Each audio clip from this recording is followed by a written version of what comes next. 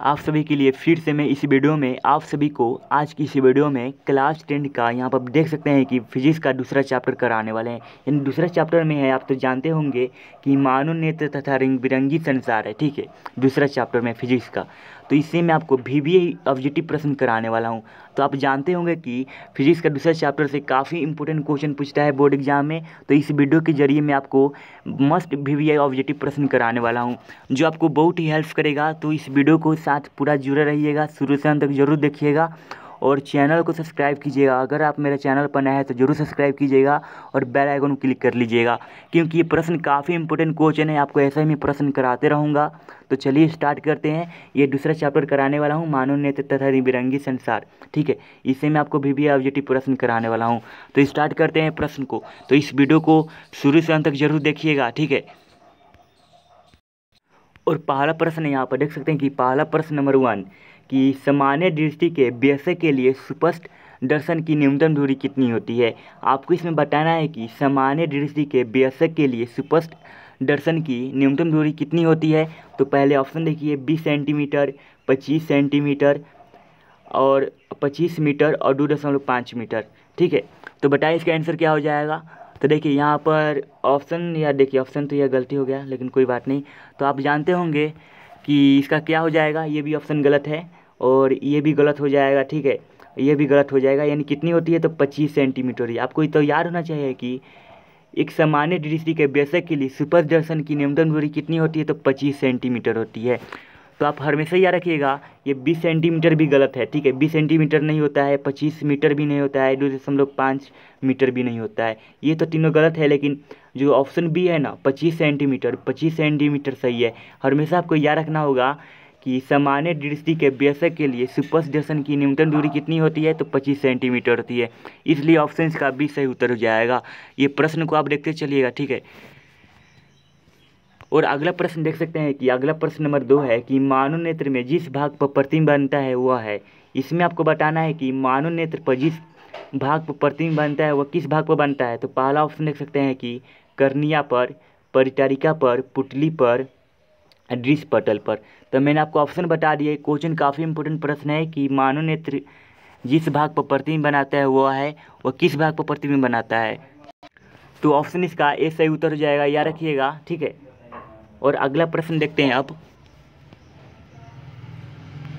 यहाँ पर अगला प्रश्न नंबर 3 है, देख सकते हैं कि प्रश्न नंबर 3 है कि सामान्य नेत्र की दूरबिंदु होती है।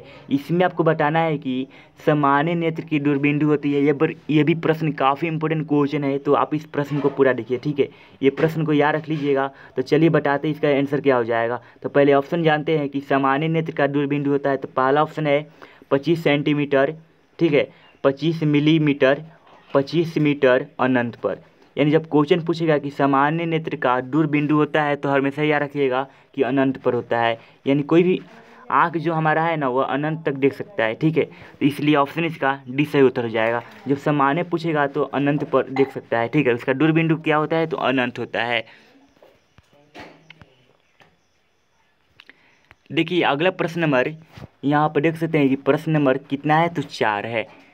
4 नंबर प्रश्न है कि निम्न में से कौन रंग जिसका खतरे के सिग्नल में उपयोग होता है। तो आपको मालूम है कि इनमें से कौन सा रंग है जिसका खतरे के सिग्नल में उपयोग होता है। ये 2014 में प्रश्न पूछा था। ये भी क्वेश्चन काफ़ी इंपॉर्टेंट क्वेश्चन है।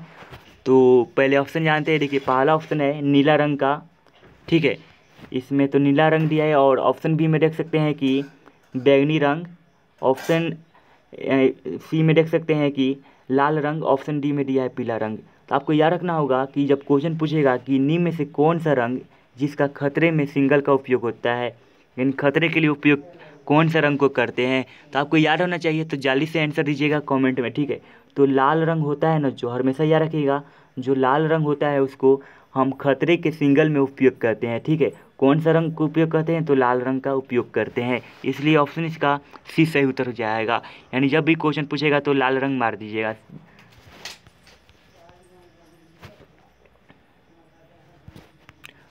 और देखिए अगला प्रश्न नंबर 5 है कि स्पेक्ट्रम प्राप्त करने के लिए निम्न से किसका उपयोग होता है। तो देखिए क्वेश्चन आ गया। तो क्वेश्चन ये काफ़ी इंपॉर्टेंट क्वेश्चन है, ठीक है। क्वेश्चन पूछ रहा है कि स्पेक्ट्रम प्राप्त करने के लिए निम्न में से किसका उपयोग होता है। ठीक है, तो पहला ऑप्शन आप देख सकते हैं कि कांच की छिल्ली, ठीक है, अवतल दर्पण का, उत्तल लेंस का, प्रिज्म का। तो मैंने आपको ऑप्शन बता दिया, तो देखिए इसका सही उत्तर हो जाएगा 11 के प्रिज्म का। ठीक है, ऑप्शन इसका डी सही उत्तर हो जाएगा। जब क्वेश्चन पूछेगा तो हमेशा याद रखिएगा स्पेक्ट्रम प्राप्त करने के लिए निम्न में से किसका उपयोग होता है, तो इसका सही उत्तर हो जाएगा ऑप्शन इसका डी सही उत्तर हो जाएगा, यानी प्रिज्म का उपयोग होता है।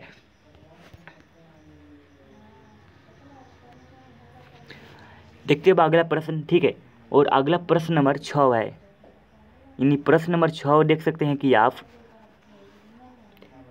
कि मानव नेत्र में किस प्रकार का लेंस पाया जाता है। आपको इसमें बताना है कि जो मानव के नेत्र में किस प्रकार का लेंस पाया जाता है। तो पहला ऑप्शन देख सकते हैं कि उत्तल लेंस, ठीक है, और अवतल लेंस, वलयाकार, और ऑप्शन डी है इनमें से कोई नहीं।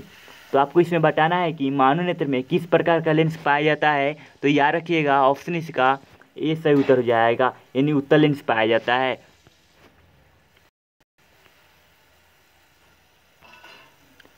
अब देखिए अगला प्रश्न है प्रश्न नंबर 7। ठीक है, यहाँ पर प्रश्न नंबर 7 देख सकते हैं कि दूरदृष्टि वाली आंखों को साफ देखा जा सकती है। इसमें आपको बताना है कि दूरदृष्टि वाली आंखों से साफ देखी जा सकती है, एक क्वेश्चन पूछ रहा है। तो पहले ऑप्शन जानते हैं। तो पहला ऑप्शन आप देख सकते हैं कि दूर की वस्तुओं को, ठीक है, और ऑप्शन बी है निकट की वस्तुओं को, ऑप्शन सी है बड़ी वस्तुओं को, ऑप्शन डी है इनमें से कोई नहीं। तो मैंने आपको तो ऑप्शन बता दिया, तो जल्दी से बताइए इसका आंसर क्या हो जाएगा। यानी क्वेश्चन है, समझने वाली बात है कि दूरदृष्टि वाली आंखों को साफ देख सकती है। ठीक है, तो देखिए इसका सही उत्तर हो जाएगा, याद रखिएगा कि दूर की वस्तुओं को, ऑप्शन इसका ए सही उत्तर हो जाएगा। देखिए अब अगला प्रश्न नंबर 8 है। यहाँ पर देख सकते हैं कि प्रश्न नंबर 8 है कि आँख का व्यवहार होता है। इसमें बताना है कि आँख का व्यवहार किस तरह किया जाता है। तो पहला ऑप्शन है कि अवतल दर्पण की सतह, उत्तल लेंस की तरह, समतल दर्पण की तरह, ऑप्शन डी है इनमें से कोई नहीं। जब क्वेश्चन पूछेगा कि आँख का व्यवहार होता है तो हमेशा याद रखिएगा कि उत्तल लेंस की तरह होता है, इसलिए ऑप्शन इसका याद रखिएगा कि ऑप्शन इसका बी सही उत्तर हो जाएगा। ठीक है, यानी उत्तल लेंस की तरह जो होता है ना आँख का व्यवहार होता है, इसलिए ऑप्शन इसका बी सही उत्तर हो जाएगा।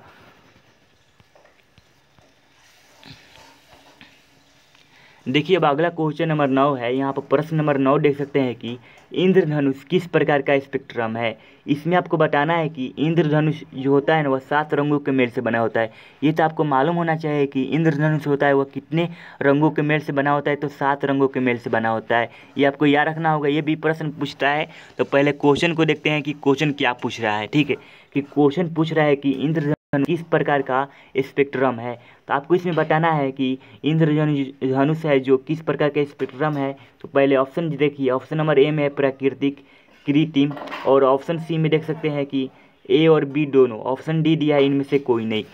तो देखिए इसका सही उत्तर हो जाएगा, याद रखिएगा कि इंद्रधनुष किस प्रकार का स्पेक्ट्रम है। तो ऑप्शन इसका ए सही उत्तर हो जाएगा, यानी प्राकृतिक। इंद्रधनुष को तो हमने नहीं बनाया है, तो मनुष्य द्वारा नहीं बनाया, वो अपने द्वारा बना है, इसलिए प्राकृतिक हो जाएगा। ठीक है, इसका प्राकृतिक है जो इंद्रधनुष किस प्रकार का स्पेक्ट्रम है, तो प्राकृतिक है, ऑप्शन इसका ए सही उत्तर हो जाएगा।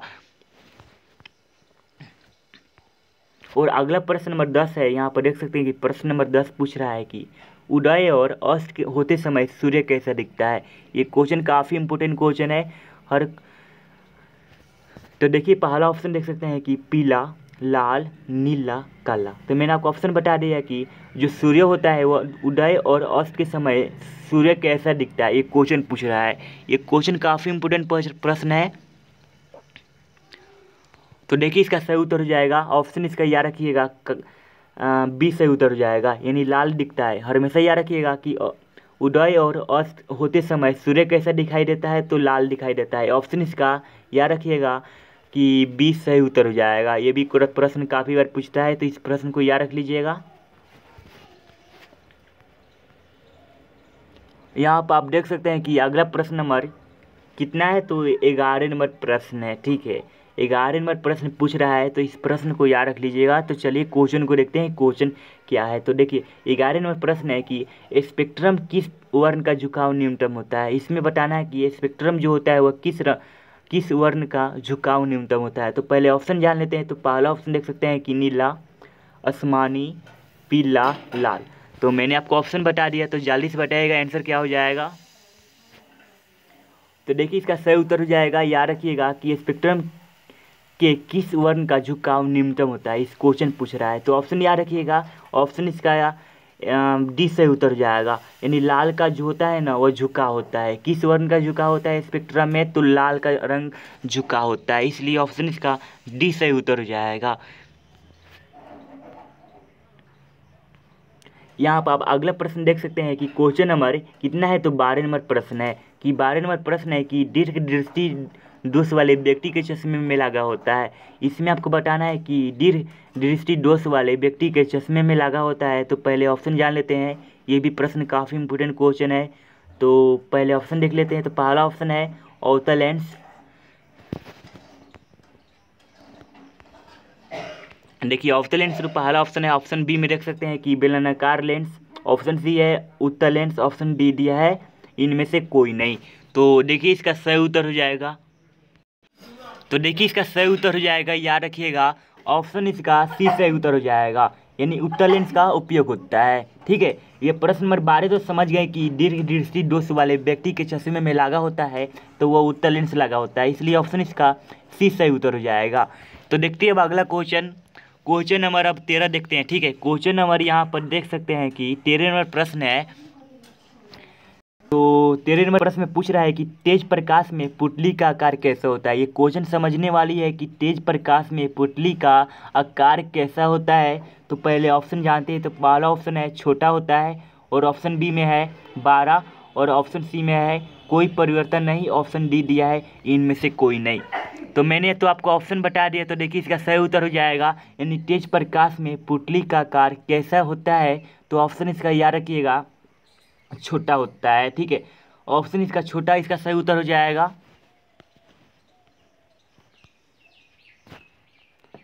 और अगला प्रश्न देखते हैं अब। ठीक है, अगला प्रश्न नंबर 14 नंबर प्रश्न देखते हैं अब। ठीक है, 14 नंबर प्रश्न है कि मानव नेत्र में जो बिंदु प्रकाश के लिए बिल्कुल सुग्राही नहीं होता उसे हम कहते हैं। इसमें आपको बताना है कि मानव नेत्र में जो बिंदु होता है ना वो प्रकाश के लिए बिल्कुल सुग्राही नहीं होता उसे हम कहते हैं। तो ये क्वेश्चन काफ़ी इंपोर्टेंट प्रश्न है, तो याद रखिएगा। तो पहले ऑप्शन देखते हैं। पहला ऑप्शन है अंध बिंदु, पीठ बिंदु, दूर बिंदु, निकट बिंदु। तो ऑप्शन तो बता दिए। तो देखिए इसका सही उत्तर हो जाएगा, यानी जब क्वेश्चन पूछेगा कि मानव नेत्र में जो बिंदु प्रकाश के लिए बिल्कुल सुग्राही नहीं होता उसे हम कहते हैं, तो अंध बिंदु कहते हैं, इसलिए ऑप्शन इसका ए सही उत्तर हो जाएगा। ठीक है, अंध बिंदु कहते हैं, याद रखिएगा। और अगला प्रश्न देखते हैं हम। ठीक है, प्रश्न नंबर 15 नंबर प्रश्न पूछ रहा है। देखिए 15 नंबर प्रश्न है जो काफ़ी इंपोर्टेंट क्वेश्चन है, ये हर साल पूछे जाते हैं प्रश्न। ठीक है, 15 नंबर प्रश्न है कि प्रकाश के किस रंग के लिए तरंगदैर्घ्य अधिकतम होता है। इसमें आपको बताना है कि प्रकाश के किस रंग के लिए तरंगदैर्घ्य अधिकतम होता है। ठीक है, अधिकतम पूछ रहा है, यहाँ पर देख सकते हैं आप, यहाँ पर तरंगदैर्घ्य भी पूछ रहा है। ठीक है, तो पहले ऑप्शन देख लेते हैं। ठीक है, पहला ऑप्शन है बैंगनी का, हरा का, लाल का, ऑप्शन डी है पीला। तो देखिए इसका सही उत्तर हो जाएगा कि याद रखिएगा लाल का होता है ना वो तरंगदैर्घ्य सबसे अधिक होता है, याद रखिएगा। और तरंगदैर्घ्य सबसे कम किसका होता है, तो बैंगनी का होता है। लेकिन इस क्वेश्चन में पूछ रहा है कि प्रकाश के किस रंग का तरंगदैर्घ्य अधिकतम होता है। तो समझने वाली बात है कि अधिकतम होता है, तो ऑप्शन इसका सी सही उत्तर हो जाएगा, याद रखिएगा लाल इसका सही उत्तर हो जाएगा। तो आपको मैं जितने भी प्रश्न कराए ना उसमें से ना कह रहे हैं नहीं 80% क्वेश्चन है जो बार बार पूछे जाते हैं प्रश्न में। तो इस प्रश्न को पूरा देखिएगा और वीडियो को लाइक कीजिएगा, चैनल को सब्सक्राइब कीजिएगा। ठीक है, और बेल आइकन को प्रेस कर दिए कि जब भी वीडियो अपलोड करूँ तो नोटिफिकेशन सबसे पहले आपके पास पहुँचे, और लाइव क्लास भी कराऊँ। तो अगली वीडियो में मिलता हूँ काफ़ी इंपोर्टेंट प्रश्न लेकर। तो आपके लिए भाई अपना ख्याल रखते रहिएगा। ठीक है।